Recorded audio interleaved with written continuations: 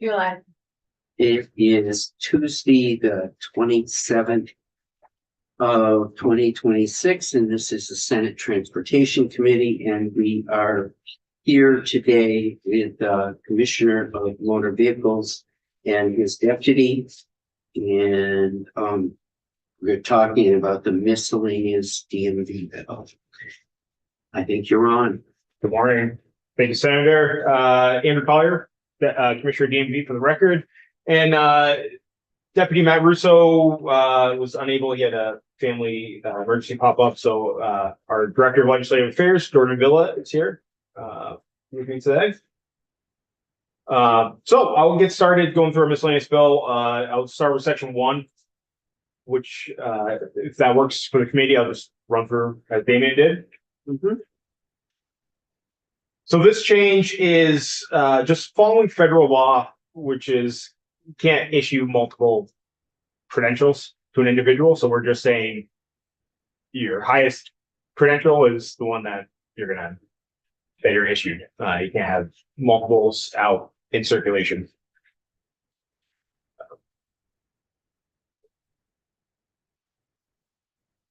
Section 2. And is there any upshot to any of this? Why is there any reason to be opposed to this? Not that I'm aware of. I mean, it's something you'd think would be standard practice. We're just solidifying it here. We can't really think of any reason that would be a downside to it. Okay. What did you say if there was two? The one that was most recently issued? It would be the highest level. So if you have a non-driver's ID and then a driver's license, it'd be the driver's license that would be the only available identification card in circulation. Okay. Section 2, replacement licenses, and then also that drops into section 3 with the learner's permit. This is in reference, well, we already supply for corrections with people coming out when they're released a non-driver's ID card. And our thinking is instead of adding additional processes, so when someone just gets their ID, then comes in and get their license, if they have a valid driver's license, let's move them up to the highest level credential that they have at the time when they're incarcerated. Granted, if it's beyond 3 years, we'd have to, as everyone else, we have to get the process started to renew. But for those 3 and under, it would allow us to just get that person back, if they have a driver's license, to get a driver's license card back. There's no difference in price between the 2 identification cards, at least on the production side of it. So right now we average about $500 a year, and that's about $2,000. It's $3.30 per identification card. I would just say we don't have clear numbers on the enhanced driver's license. That is a higher fee for us to produce that card, but not sure that'd be a high number. So,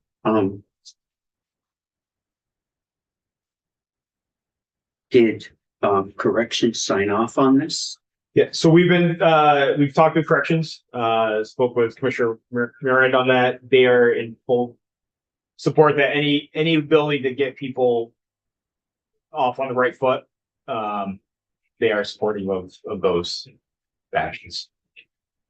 Are you aware that there is a bill H 549 in House institutions, and I was approached by the chair of that committee,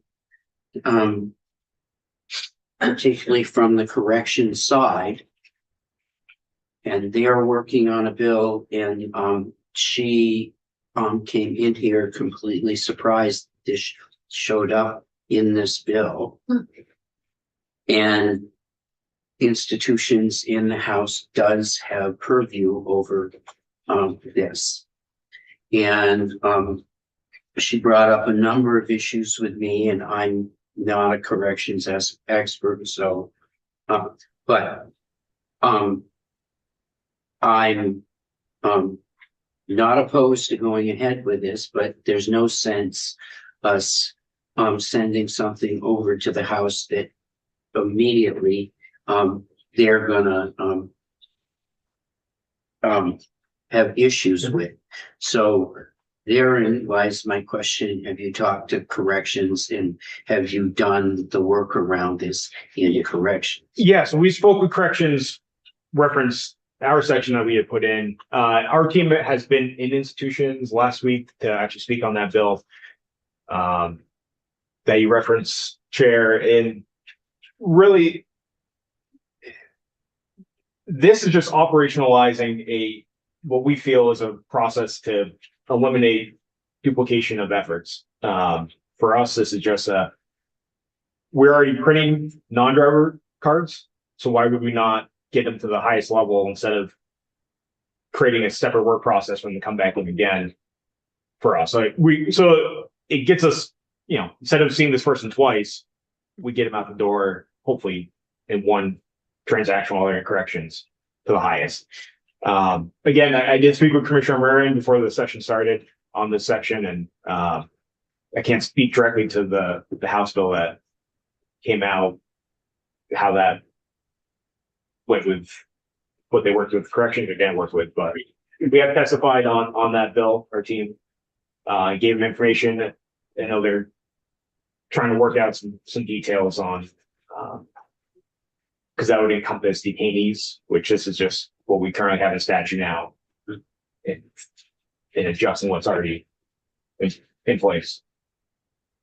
Well, we will, Megan, we should have corrections team.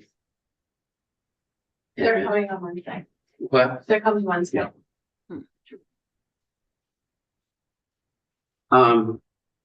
Senator Harrison. Yes, thank you, Mr. Chair. And so corrections or Senate institutions should look at this, but we can talk about the mechanics of that. It does seem to be something that would be positive for the folks getting out of incarceration, but just so that we keep our processes intact. I said to the chair of the institutions committee in the House that if we can all agree upon language, if it's arrives in here and then they do a separate bill, it's two places, we're more short of getting it through. I'm not, I personally have no pride of ownership in any of this.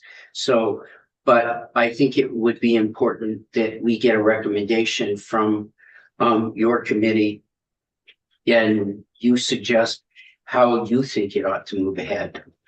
Okay, sounds good.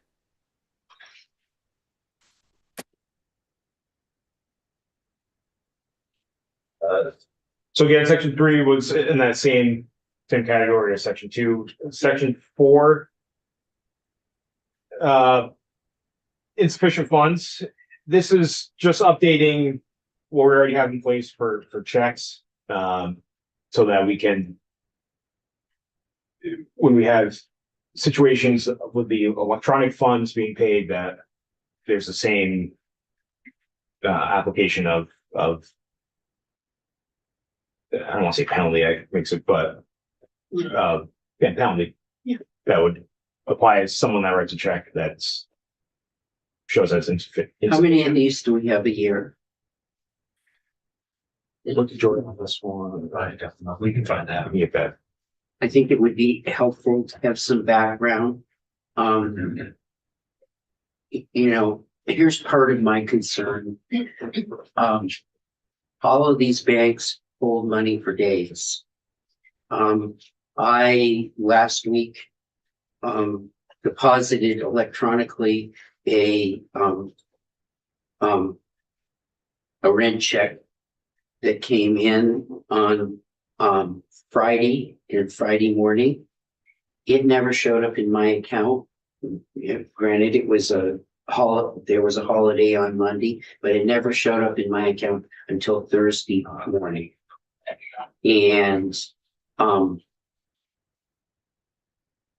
and as you work through and you pay bills, sometimes, with those lag times and those pieces. In the old days, when I took a check in and I put that check in the bank, it showed up directly in my account. It doesn't anymore, and there's this whole back and forth. We have an ever increasing number of people that don't register their vehicles and are driving without registration, without inspection, and doing all of those sorts of things. If I've got somebody that is trying to do the right thing, and there's a lag time for money that ends up in their account, I have some sympathy for the individual that's just trying to do the right thing, and it may be inadvertently because there is timing in this. Absolutely. And I want to be clear. So I have some sympathy for the person trying to do the right thing, that it may end up being just a misjudgment on the time that money's going to hit their account. What I don't want to do is encourage more people to not register their vehicles. Yeah, absolutely. I just want to be clear. I know it's highlighted the immediately paid in here. Our current practice is 30 days, and we do best we can to make contact and work with individuals when we have situations that there's a hiccup in the funds that happen.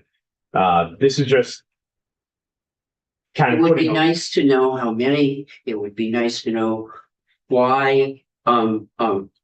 Give some background about what the process is right now. If somebody sends something in, is this, they run the money in and you charge them and there isn't money in the account, but within 24 or 48 hours, there is money in the account and they've just made a mistake. Are we just dinging them? Not on that time scale. No, I can tell you that much, but we'll get that data for you. I don't know what the process is and how it is, so I want to make sure that I don't want to encourage more people to not do the right thing and register their vehicle. Yeah, absolutely. We'll get those data points for you. Section 5. I know we spoke about it last year, and we're back talking about display plates again on needing it for the front. This is our attempt to kind of what we see out in the landscape with I know Vermont Greens is a big one that came through. We spoke with Treasurer Pichak quite a bit about this. Just this weekend, and UVM was asking why they don't have a special license plate, and it creates the special use plates. It's creating a kind of situation where DMV's arbitrating what is good or what should be out there and what's supported. We feel since Irene, the front license plate's been not really a big thing here in Vermont since Irene, since the Vermont strong plates. We had the temporary printed plates, which people ran for, they're still running. So you can say there's no front plates for most vehicles. That it allows organizations to print their own front license plates. They get 100% of the profits, and they have their own designs that would allow that to go forward while we. Are you going to have a proposal for us around what you would like to do? I'm just going to, and I'm open to any questions around the table. For me, if we're gonna bring up the whole license plate issue, I'd like to have a whole discussion about what do we want. I'm more than willing to, and I think people at the table are willing to look at one plate where we want to be respectful to the treasurer's position and Vermont Green. We understand that we want to think about the whole issue of license plates holistically and where do we want to go wholly. I personally have heard that you were going to have a proposal on something. When it comes to something like the Vermont Green. So we need to have a full discussion about all of this from my point of view. Sure. We'll print something on that. The proposal is to do away with front plates. So we'll. Yeah, are you going to have a reaction to the proposal that the treasurer has made? Yes, so we'll spell it out and bring it in for that. But our take is we'll write out a little more eloquent. But we're not. Okay, go ahead. Thank you, Mr. Chair. So on this section, I mean, I had issues with it last year. I feel like we're just seeing the same exact proposal again without any new information on what the benefit would be for Vermonters. Because if I'm understanding the language, we're still charging folks as in your budget. I believe this is captured in your budget, is you're banking on this money. You'll be in a deficit with your budget if we don't do this. So I think that's a little unfortunate, knowing that we explicitly, like the same group of people last session told you we don't want to do this. So it's a little frustrating to have a budget created and this proposal in here, knowing that the same group of people told you we didn't want to do it last year. I don't know what would change for this session. So now we're actually in a more difficult spot though, because if we don't approve this language, we have to backfill your budget in some way, is my understanding, with other proposals. Is that correct? So you're still charging folks for 2 license plates, the cost that we pay now, you're still charging them, but you're saving money as a DMV because you're not sending 2, you're only sending 1. So my understanding in your budget, and correct me if I'm wrong, is you are banking that savings within your DMV budget. So we're not going to see that much in the savings on it. So we're not showing that piece. Oh, okay. And then it will be clear. I know we discussed this last year, and I know Senator Hirsch, he had said in statute, I have the ability within 511 to not allow it. And I said, I'm not going to, I'd work with this committee and the legislature to do it. So I know where you're saying there's discontent last year on doing that, but I did say I'm going to come back and try to work with legislature on that. I know, but this is the same proposal. So I guess that's where I'm confused, is why bring the same? Well, that's just a tactics issue, I guess. Yeah. But if I heard you correctly, that was a little bit of, you could do it anyway without our permission, is what I just heard. You, with 511, you could do this as the DMV commissioner, but you're kind of being grace, you're giving us some grace by letting us decide? Is that kind of the implicit? I am trying to work with legislature. Because I know But you're it's saying you very could do it without us. I didn't say it last year. Senator, you had said I'm ability to do it, and I said I would come work, not make a unilateral decision and Okay. operate that way. So you wouldn't do that if we said we did. From last year, I was going to come in here, and this is us having the start of this conversation. Okay, but I guess I just want to just really understand, so I know how I'm making a decision. If we don't approve this section 5, are you as the DMV commissioner still going to move forward with the proposal? I don't have the intent to move forward on that. Okay, that I really appreciate that. That makes this discussion a lot easier, because it feels like there's not like a overhang of, well, I can do it anyway, so it doesn't really matter. And that's kind of what I thought you were trying to say. So thank you for the clarity. I still have issues with that section. Can I just add, I think the senator brings up a good point. what's the cost savings for this? And I think we should know all of that in the background. Sorry. Yeah, no, and that would that's my exact question is if I thought it was in your budget. So if you could identify Yeah. that piece for me, that would be really helpful. I will say with all of that bluster, I am more open to it this year than I was last year. In large part because I would like to work with the DMV on the inspections piece, and I do see some ways that reducing the number of inspections could limit your budget. So I think I'm more open to this discussion this year. Just for all that. Go ahead. Now, Commissioner, I think the other day when you were here, you said something, we're not enforcing the front plate requirement. And I don't know if you meant we, DMV, or we, the state. No, I meant, Just sorry, it was more of a general law enforcement statement. I know I gave you the stats on the tickets written for it, and majority of those were just in one town. So it's, And do you know why that is? Do you have a theory? I don't know if when you were I, rolling, you had that. yeah, so I have stopped for that. I can't remember if I ever wrote a ticket. I don't believe I did, to be honest with you.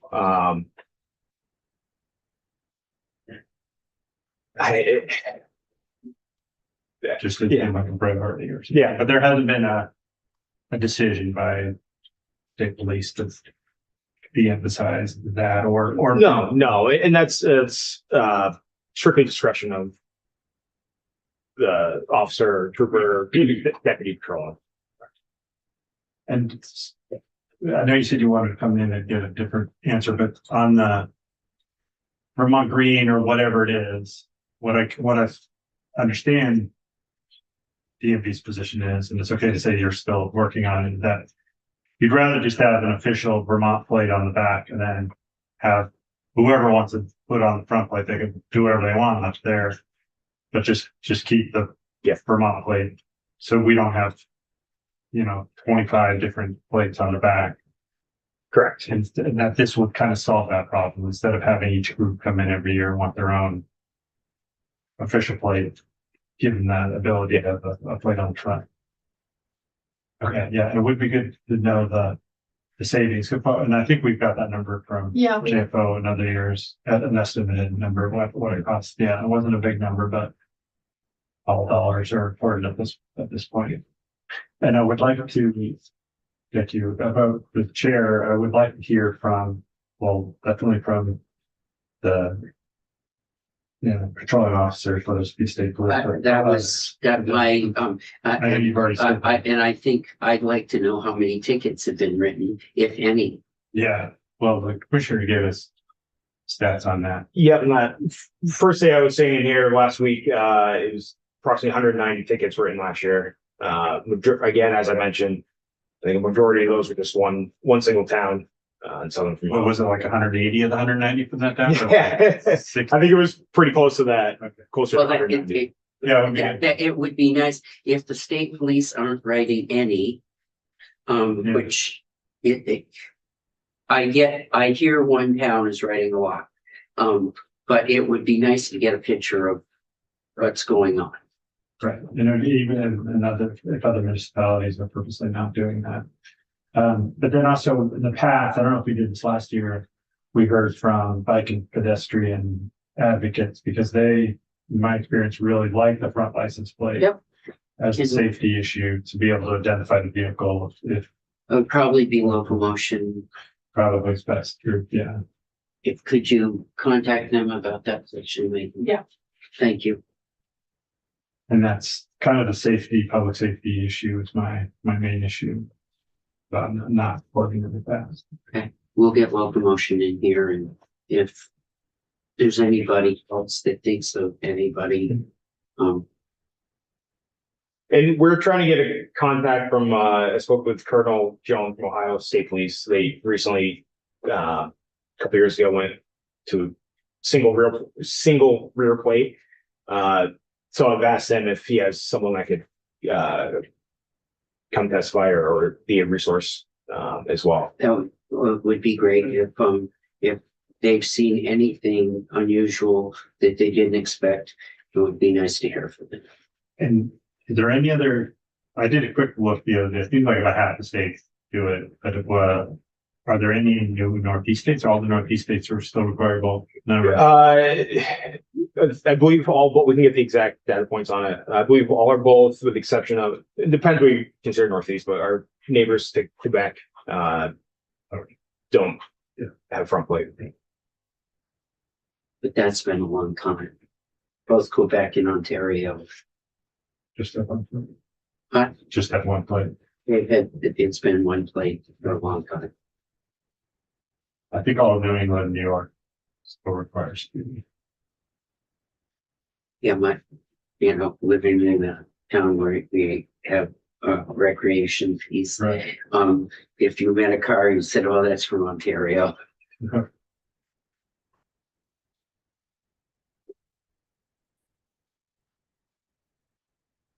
I don't have any other questions. Is there anybody else that you think we might want to have in about this?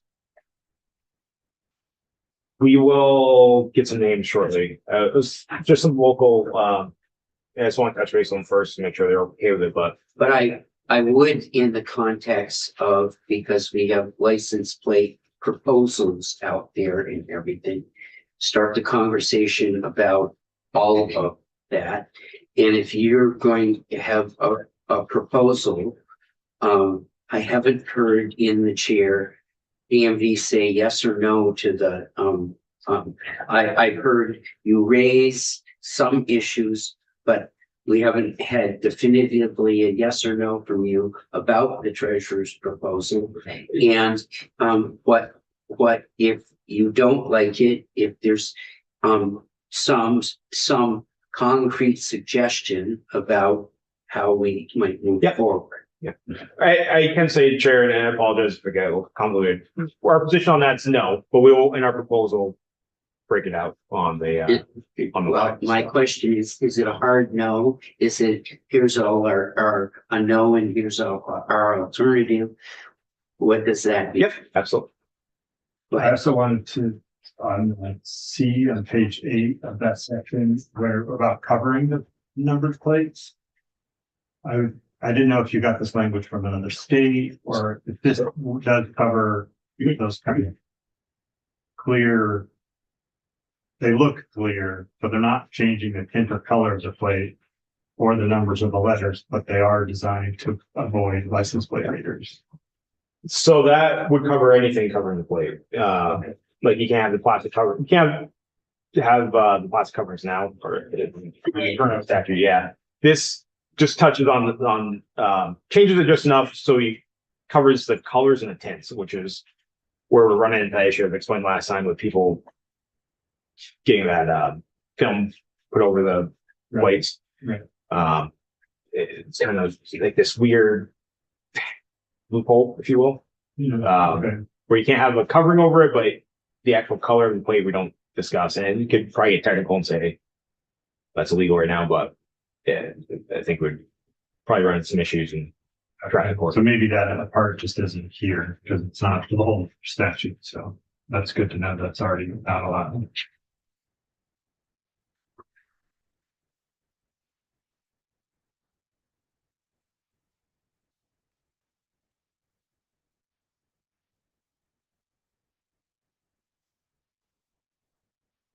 We're gonna move on to section 6. Yep. Section 6, the notch, and this is moving the fines up, and make it so we can just stop talking about this, hopefully, once and for all. But it'd be 10 and 20. And then again, when you move to section 7, it's putting some pressure also on the driver, him or herself as well. Because right now the fees are assessed to the company is kind of puts a little more pressure onto the driver. I know there's discussion about the points were high enough or not. 5 was where we thought coming in, but we're certainly open to go on make adjustments to that value as well. I would, you're gonna wanna, I have to listen to this all the time. When you, the agency put chicanes up, last year. And then they took them down on the Stowe side and they left them up on the north side, on the Smug side. And they took away, what is during high season, some pretty valuable parking spots. Some of the locals went crazy. And, what my experience has been with, the community that, the enforcement and our rescue squads that end up there, a lot. Most of these drivers don't own their trucks. They're working for, a company. And quite frequently now, the company will go and, to some, like Google Maps or one of the mapping company, and the individual gets told, you're going to drive this way. And when they're a little inexperienced, if they deviate from what the company tells them, they're in trouble. So I can understand how somebody that doesn't know the area and that gets stuck in it. And so I have some sympathy for the drivers that are under pressure in this. So some of this we're going to have to hear about and understand a little better about this. And probably outside of this room, anybody that wants to at this table can join me, but I want to have a discussion about the gates that are there that are now falling apart. The what's the policy going to be about the chicanes? Are you going to continue to put them up and then take them down on both sides?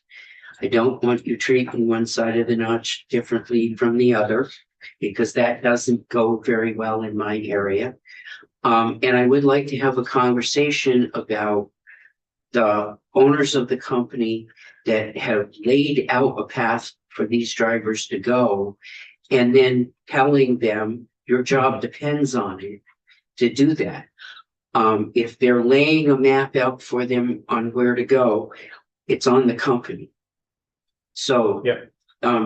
I want to have some, and I don't want to take everybody's time at the table unless I hear from the rest of the members of the committee that they're interested in. But I want to have a discussion of, not opposed to the fines going up. But there are a number of issues around here that people in my community will, that live in the immediate area, will be interested. Go ahead. I totally agree. I'm now representing the other side of that Yep. mountain, even though everybody there still thinks you're your center, which is fine. with me. They send their emails to you, but Not everybody. Yeah. You're getting more and more of them. very interested in the issue. We took a lot of testimony on this. Whatever that was, 5 years ago. When we first raised the fine, and we made it that the locals could charge the company for the cost of unsticking the stuckage. But we talked about the fees at that time, and at that time, there wasn't really evidence. You could make the fine $1 million, and it wasn't going to change the number of stuckage. The people aren't making some kind of calculation, and they said $1,000 or $2,000 is still going to notify the company to, like, okay, we got to make sure we don't do this again. And like, they haven't seen, at least there's a testimony for, repeat offenders. It was always a new truck. So it wasn't like they didn't learn a lesson from the fine, although we did raise them to these amounts. So I think unless there's some evidence that $10,000 and $20,000 is going to make a difference, it just seems, and there isn't a rationale for these numbers, which I'm assuming you don't have, but tell me if you did some research and have data behind why it should be $10,000, $20,000. I have a question about that, but I'm okay with the points. I think that is something to consider, although we heard a lot of testimony that when we took a lot of testimony on it, was that workers were told they cannot divert from the route that they were told. They have like, it's plugged into their, basically the software of the truck. Like if they don't go that way, they're alarm goes off at headquarters and they get a call, like, why are you not on we told you this is the fastest way to go. So I would hate for them to get penalized for just following the, Yeah, I would just say instantly, I've been to several stoppages up there. I've written those fines previously. This was the first time I've heard that companies are forcing those routes. The times I've been there, it's just they're following their GPS and that's the way it goes. I always have a hard time with that just because we have signs starting almost at the border and to Canada and down here south, a couple exits up, we started having signboards saying, and that was when I was working the road. So I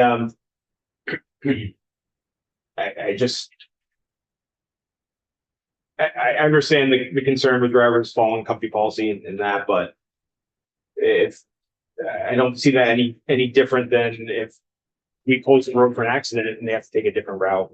I mean, they're following, right. they have to follow what we institute on the road, not what the company says.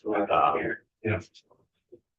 And there was one occasion where we actually, due to a stuckage, there was services needed, someone got stuck in traffic and needed to get through the other side for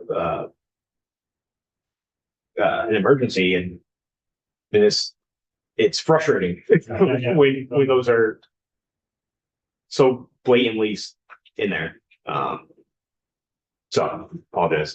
Yeah, and I think when where they make them go the route, it's like, we know how long it takes if you take this route. So if you take longer, or if they're GPS tracked, that's where they get in trouble. But yeah, you're right.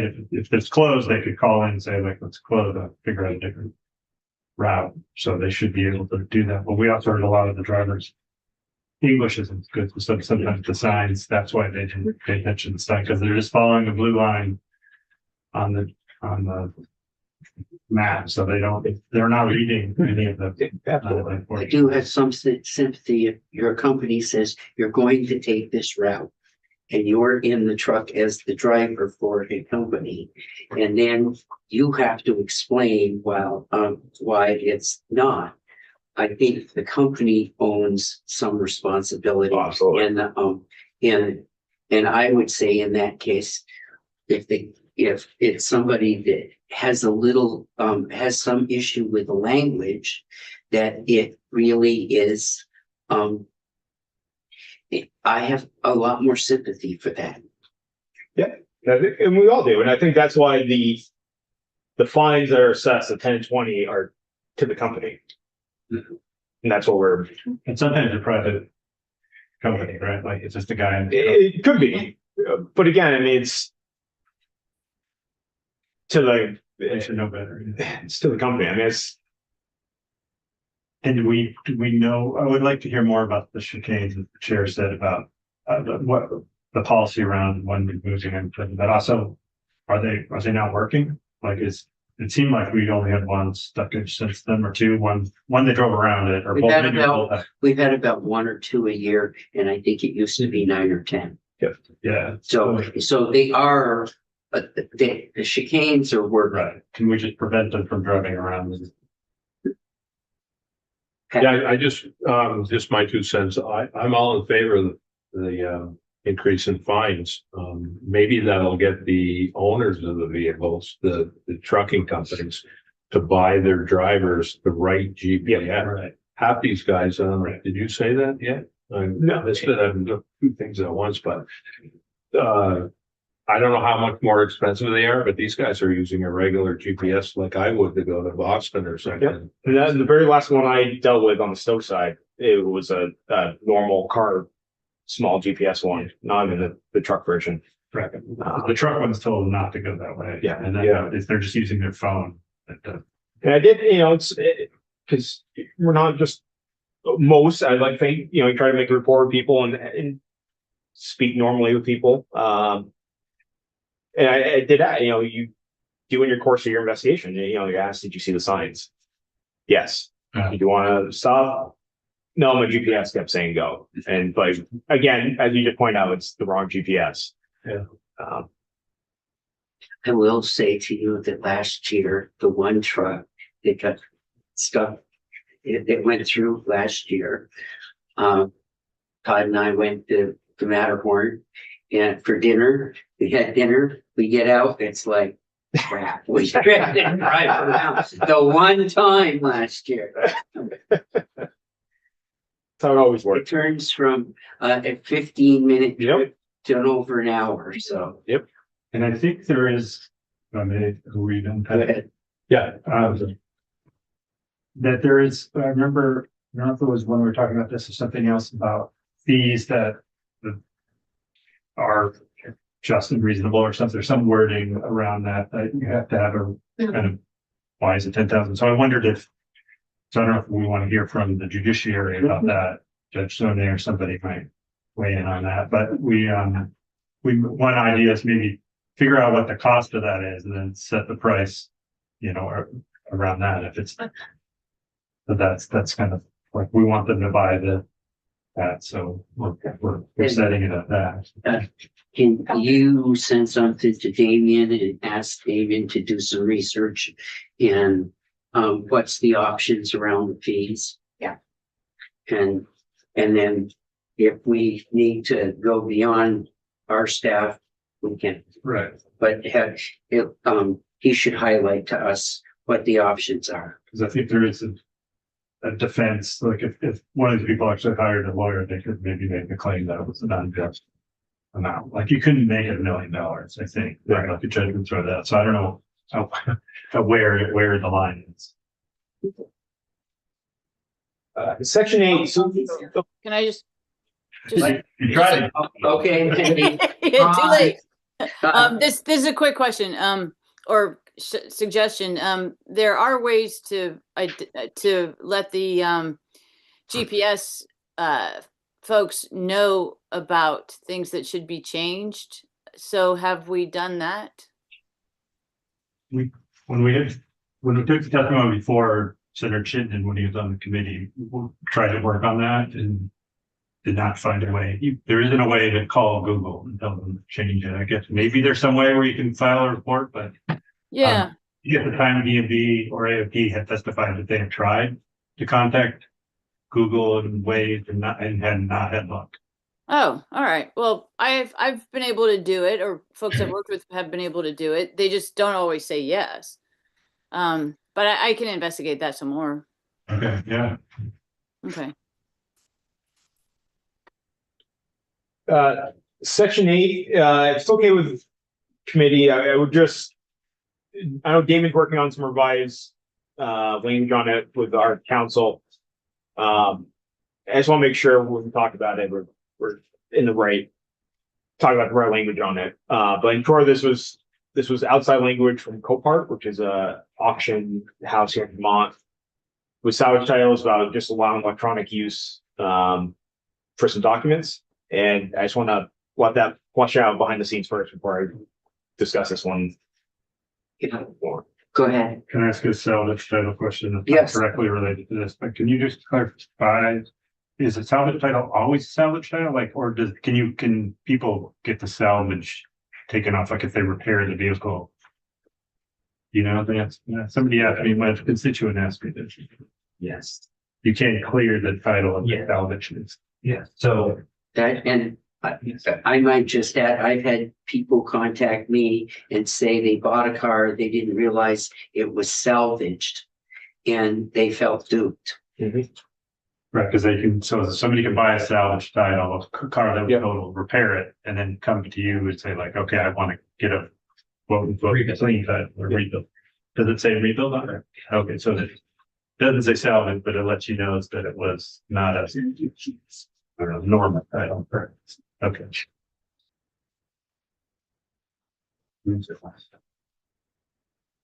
So it would be nice to get an update about all of this area and for people. Yeah, that's it. So it says rebuilt, not salvaged. I believe Deputy Commissioner Matt Russo was going to do a presentation on salvage. That would be really good if they would, because I'm not sure if the public really understands what rebuild is versus salvage. And I really would hate to see somebody. Yep. I do have people that feel duped by this. Right, you could show us some examples of that. Absolutely. Yeah, we'll get them on the books. Do we have the salvage yard? You said that Copart? requested the language, can I testify or at least share? Who's, They are something. Oh, great. okay, good, Wow. perfect, It's already on. perfect. One step ahead. Section 9, sorry. That's not always hard.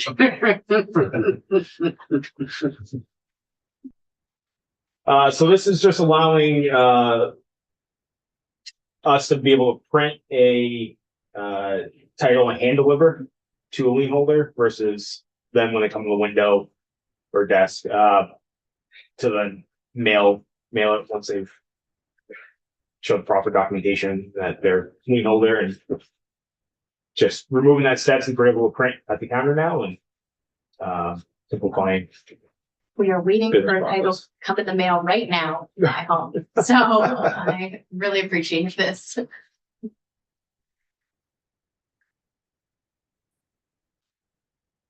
Section 10. So this, It's the same thing. Right? It's just, Yeah. you can get printed versions. And then section 11, Yeah. is a technical correction about the, that appeals are filed in Civil Division Washington unit. Don't go to the criminal court.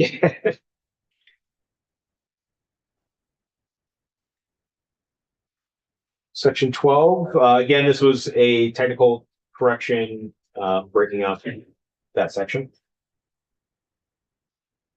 Section 13, abandoned vehicles. So this came from our agency partners within AOT that are working with a lot of abandoned vehicles and parking rides and campers that they are having difficulty with tow companies coming to pick up the vehicles because they're not getting reimbursed. If it's an abandoned vehicle going through the process, a lot of tow companies are now saying no. So this would allow them to hire a tow company and then we would reimburse. They would pay, then we would reimburse the agency versus us reimbursing a tow company on paper. So right now, if a tow company removes a vehicle, they can go through the abandoned vehicle process. They would have their tow fees reimbursed up to $125 within this process. But tow companies are no longer towing vehicles. So this would allow the agency to hire a tow company to remove a vehicle. And then they would pay the tow company. We would then, it allows us to pay state and municipal agencies versus, as the statute reads, just tow companies. but Okay, so a couple questions. So if I'm understanding correctly, this now allows you to, because here's my confusion. It's expanding the scope of who can now tow abandoned cars to municipalities getting paid for it. So it allows state municipal agencies to pay a tow company directly. And we would then reimburse the local agency or state agency versus them say all the tow companies around say Hartford. Yeah, Tow companies say, no, we're not going to go deal with abandoned vehicles Mhm. in the current setup because it's not worth it for us right now. This would allow Hartford to then hire the tow company, say, Legendary Auto. go. It's a free tow company, so I could name a few more. So Hartford municipality calling up saying, hey, can you go please remove this vehicle? We're going to pay you directly. Hartford then sends the invoice to DMV and we pay Hartford. Okay, so like our part, so it would be a state park and ride so I guess I'm just confused. So it's like if let's say you're at the Wilder Park and Ride, there's an RV, never happened before, that's there for months. That's a very expensive It is. tow. Like it can be like $1,000. $5,000-6,000. Yeah, like it's really expensive. So I don't get how $125 would persuade an abandoned, they're already on the list. Like you can only call certain people. So I guess I have So that's a So they can that's call why- any. Yeah, so I guess, and that's why I mentioned Chris Herrick coming to speak on this as well. This is already in statute right now. This is just trying to help open up some availability to start Oh. moving some of these vehicles. No, I And I totally agree with you. The fee on when you talk about campers and the removal and hazmat fees associated with that, I think that's a separate discussion. okay. This is just trying to quickly solve the vehicle portion of it. I know when we talk about campers and the associated hazmat costs with the bigger vehicles. But as you can see, just on the normal vehicle types, a lot of tow companies we're hearing are no longer wanting to participate or take abandoned vehicles. So are you seeing people, so I guess that brings me to a couple of questions. The folks would still have to call only approved abandoned vehicle towers. Because we specifically have taken certain people off that list because they were doing not great stuff. Or like charging exorbitant storage fees, for example. So if my understanding is correct, they can still recoup their money by, what, 90 days after a vehicle has been towed, they could file for the title of the abandoned vehicle and then they could sell it. So these are basically like the least sellable, like they're gonna get scrapped, someone's gonna be paying for it. Yeah. Kind of vehicles. And again, Chris Eric can come and talk about, I know the agency's been having vehicles towed to the AOT garages. Mm. So you're not paying storage again, but it runs into they're paying a towing fee. So we're just reimbursing what we normally reimburse the tow company that would normally take these vehicles, which are no longer willing to take these vehicles. And are you ever getting recouped payment from, let's say, someone that has identified, like within those 90 days before it becomes a fully abandoned vehicle? When someone in this situation, let's say I go, oh, wait, I left my thing at the park and ride. Are the recouped costs coming from the folks who own the vehicle originally? Because normally they do pay for it. That would be to the towing company. Yeah, exactly. So, Yeah. so So we're I'm- paying the towing company and then they're gonna pay it again potentially, so. Now they're towing the Tigre. Not right. That's not if we're this. I can only speak for the state side. The state side, we're grabbing these vehicles and then storing them at AOT garages. Okay. Just because there's the current structure is not kind of working right now. Okay, well, I agree with the sentiment of we should be properly paying tow services to elicit them to come pick stuff up. And it sounds like the juice isn't worth the squeeze for a lot of them with these abandoned Yeah. vehicles, so I appreciate that, So- but yeah. Is this mostly on land? What are we talking? So this would be like your parking rides, pull-offs on state roads. So this would mostly be AOT then? It came from AOT, but it would allow us for municipalities to as well. So state agencies or municipalities to reimburse on it. Would it also, Yeah, I didn't. would it also include if the state trooper said, this, it's a total vehicle, can you go tow it? And then they tow it off the road, to get off the Yeah. road or off the shoulder, because we heard complaints in the past that they would go there, the troopers say like, yeah, tow it, we need to get it out of here. And they're like, I don't think this person's ever gonna come pick it up. And they're like, no, you'll get your money, and then they have to go through the whole abandoned process, Mhm. so.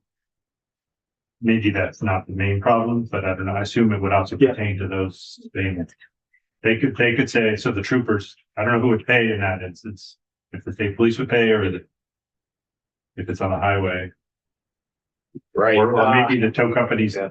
don't wanna piss off the trooper, so they tow it anyway.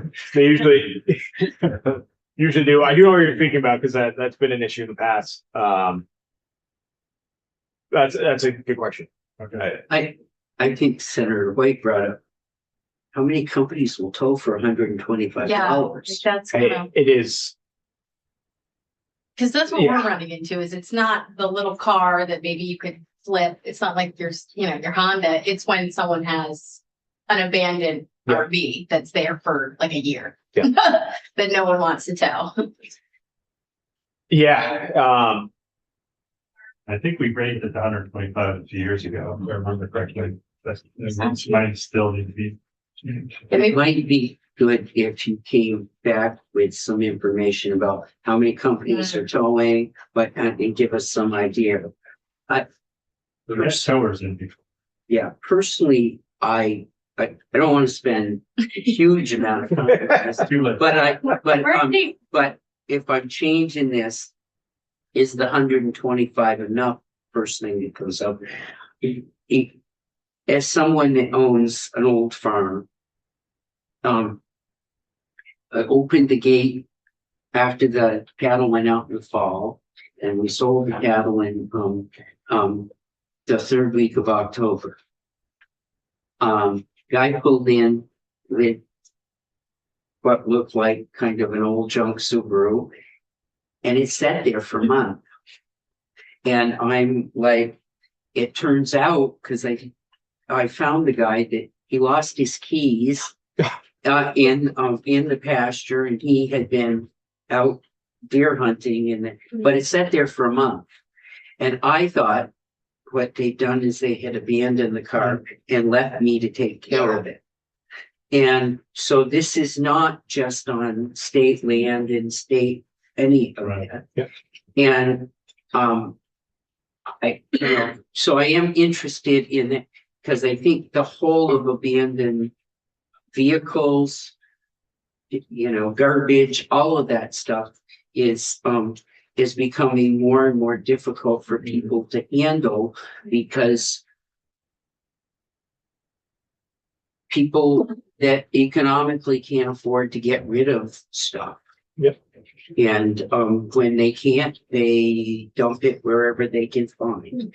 And for some of those people, it's no fault of their own because they can't afford to figure out in the struggle. But I am interested in how 125 doesn't sound like enough. Yeah, I would agree with you on that. Day and age for towing.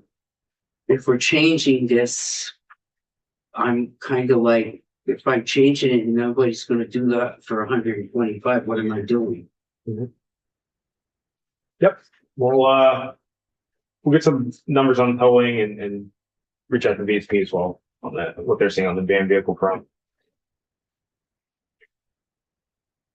Section 14, this was just technical correction on doing some renumbering.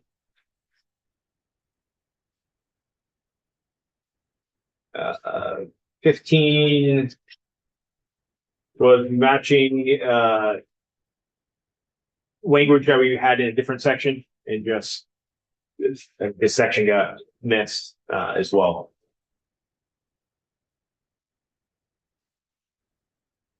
So it's technical. Yes, so we have it on our side as technical. I believe Damien concurs with that.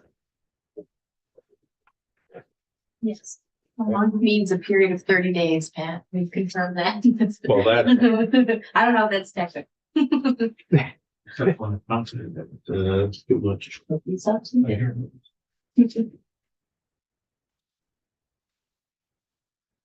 That's why is it not 31? All right. Section 13, I know we mentioned 60, yes, 16. Section 16? Yeah, that's right. Yeah. She's ahead of us. Yeah, sorry. I had a quick question, 15, okay. That is, we referenced JG Power values. Why is it JG Power and not Kelly Blue Book or some other, there are other entities that do values? Right. Do we make a decision at what point? I think it used to be the NADA, which got bought out by JD Power. Okay. So that's where the correction to JD Power was as a result of them merging. I can dig back and get some clarification on why it started out as NADA and not something else. But aren't there other ones that do values? Isn't the blue? Yeah, Kelly Blue Book. Blue Book. Yeah. I don't know if it's still called. Yeah. Yes, so I do know, yeah, Kelly Blue Book is out there, and I'm sure there's some other ones. I can get some clarification on. I didn't know if we were giving preferential treatment to one company for a reason or just because of the historical preference? I get the history on that. Coming up with the value is not, uncontroversial.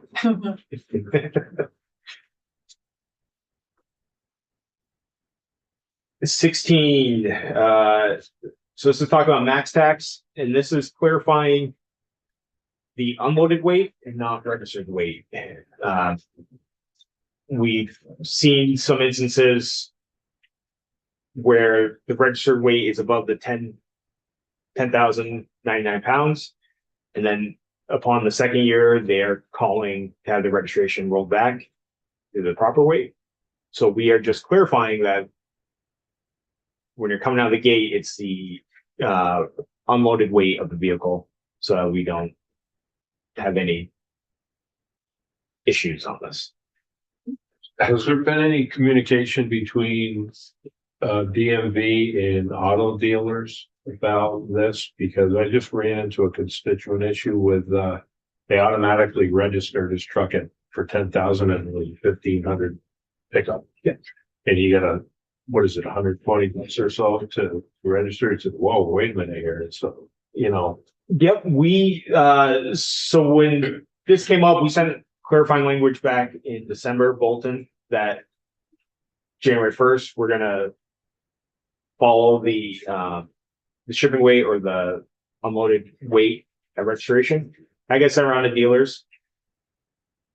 I know, I think that's the one we spoke about on that. Yeah, they did actually. Yeah. So they didn't. So I'm guessing the dealer didn't get the memo or wasn't paying attention. He just put down a number and we fixed it. But It got fixed. I'm not sure they the got fixed. reason it got there, but it got fixed. Okay. I don't want to go through that again. It was a little messy for. And I will say on DMV side, this is where we see a lot of calls on that year 2 on our call center. There are people calling saying, why is our registration so high? And then we're rolling it back to the correct weight. So like a Ford Maverick, I don't think should fall under the 10,099 pound. But the bigger trucks are still registered by their capacity weight, or I don't know, I forget what we call that. Yeah. Potential.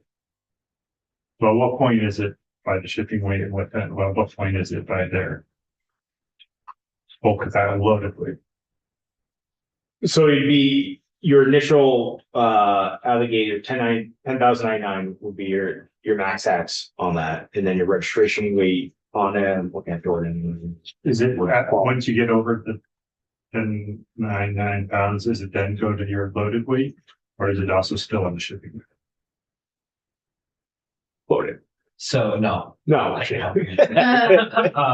So the shipping weight of 10,099 pounds, below that, the vehicle is charged 6% tax on the purchase price of the vehicle. Once you get above 10,099, that's when it falls into the max tax category and is charged $2,400 in tax. Regardless if it's capacity. Correct. So, but, when do we care about what it's loading capacity? That's for the registration fees. So if you want to, this is tax. This is Okay, tax. I'm getting registration under tax. Okay, thanks.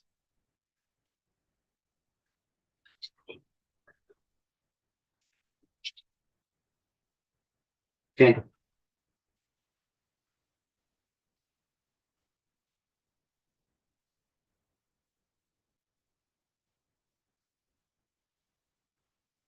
Let's see, section 17, again, as I mentioned last week, this is from VAST. They're seeing people not wanting to register their snowmobiles and chance getting a fine because the fine is less than what they would spend on the TMA or trail maintenance agreement fee or subsequent charges. So this is from VAST. These are the numbers they proposed. We concur. They're fine with us. And we do have bass on the, I had someone else, but I'll get them. Okay. yeah, we need to get to hear from them. And it would be nice to know how many there are registered, yeah, get a picture from them. Yeah. Yeah, I just had somebody email me and say, you know, with fuel things going, could we raise the fees on snowmobiles to make up the difference for the gas tax? And it's like, I don't think there's enough snowmobiles to do that. They must be having a good year this year. They must be. Yeah. Yeah. Almost to the end, section 18. This is a proposal from the agency that would in a emergency situation allow non-CDL drivers to operate state or municipal vehicles that would normally require a CDL under the umbrella of that emergency period. This could be a protracted snow or ice event where, you know, you have drivers in the seat for 16, 20 hours. I would say that's more dangerous than someone that's come up to a CDL training portion right now. Same with towns. You know, if there's flight emergencies, if they have personnel that's knowledgeable and able to sit in the seat, if they're on their way to get a CDL or maybe had one and expired, these are people that would normally know their way around a truck anyways. But allow them to operate that vehicle during the period of that set emergency.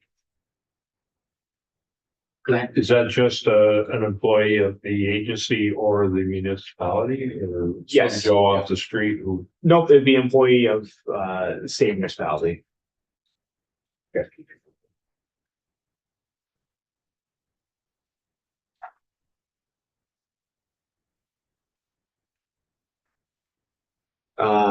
So no more questions on that. Section 19, this is allowing us to charge a 1-year fee for non-domicile commercial motor vehicle licenses. And this is to match if someone comes in and their legal status is or visas for, you know, a 1-year period. We don't want to charge them 2. And if it's 1, it allows us to charge for just 1 year. So can I back up a little bit? Yeah. Back to section 18. Okay, I'm sorry.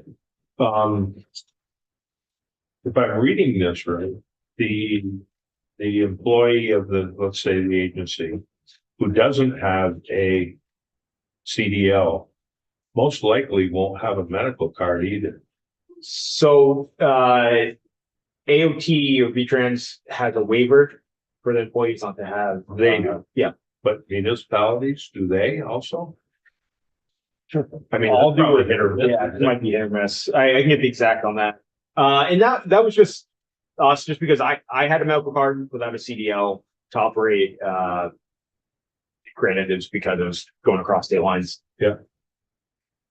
So that was just a decision point. We're happy to talk around that if, you know, municipalities, if that's more of a headache and that some employees might not have that, but it was kind of our thought of kind of being in the middle of that. Yeah. I got it. Maybe we could have somebody from a municipality and we just on Zoom ask them if their employees have medical cards. And who has, Or do they have a waiver? yeah, who has the ability to grant an exemption? To the medical. Yeah. I can find out for you.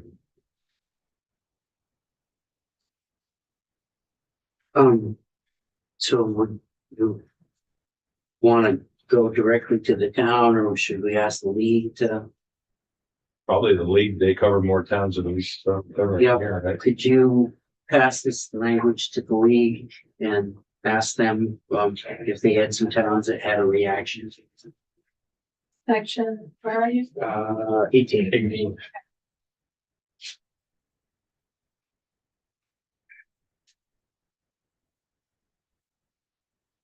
I will bring up to you what I talked to you in the hall. There is some concern still about the titling of vehicles, that company in Milton. We looked it up and, we, I think we'll need an update in this committee because we know that they still aren't titled. I think have been passed some language from, their lobbyist and, that mimics what California is doing. And, I think, Megan has that language, so if you, haven't seen it, she has it, and we'll look for that. And I'm gonna ask Megan to share that language with the rest of the committee. So we will want to talk about that, and then we will have, a number of other issues, that are up on the wall. There's one about flotation devices and, that, there's some interest in, and we'll look for reaction from you. In trucks. Well, And so if I'm the person pushing all this stuff in the DMV lanes bill. well, the last two sheets, the one about, I think we're all interested in the one about the car company that has 4 cars that are quite expensive that they haven't been able to title. Yep. But apparently if they were in California, they could. So we're, Yeah, definitely interested in that. And then I've got a cold water flotation device, which is a little outside of the purview of DMV, but my understanding is House Transportation looked at it last year, thought it was gonna go in the DMV miscellaneous bill, so it'd be nice to send it over to them. Essentially, it means that you have to wear a flotation device during the winter as well, if you're on a boat. And we'll hear from the YMCA, by the way, the Children's YMCA swimming group, because drownings are one of the highest rates of death among children in Vermont. So it's a little slightly outside the purview of DMV, but boats, and hopefully you're supportive of it. And then we've got the Key Truck folks. I've had a few constituents reach out to me who have described kind of a convoluted process of going to Burlington, going to Montpelier, going to Springfield and back again to try to get their vehicles registered. So Damien has drafted some language to try to clarify that. And I appreciate your exchange with the House Committee Chair of Transportation on, seems like it's not a deliberate denial of the Key Truck No, movement. absolutely not. rather So- just a misalignment of what we require.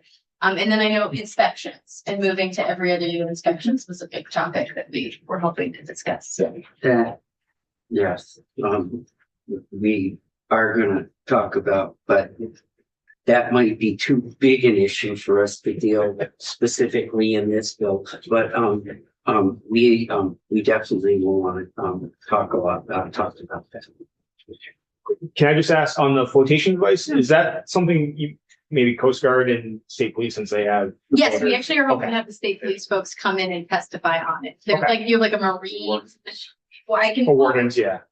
Yeah, Megan, I just sent her the person who we're asking, it's the person named Al, who is in the, who Al Johnson, who's the voting law administrator with the Vermont State Police Marine Division. That is to say, though, that we will be taking up to Yes. the inspections, and you should be ready to talk about that, and it might. My vision around that is that we would have to have hearings and everything on that item specifically. And given the fact that we are time limited on how to deal with this, that may have to stand alone, but you should be ready to talk about every other year inspections. Yep. Thank you. Okay, Thank you all. and we did have Logan scheduled, but I think he's not disappointed that we've used all of his time. So I think we might switch to the two of you. You want to take a quick check for it? I have a request to take a quick break, and I totally understand that. So let's take 5 minutes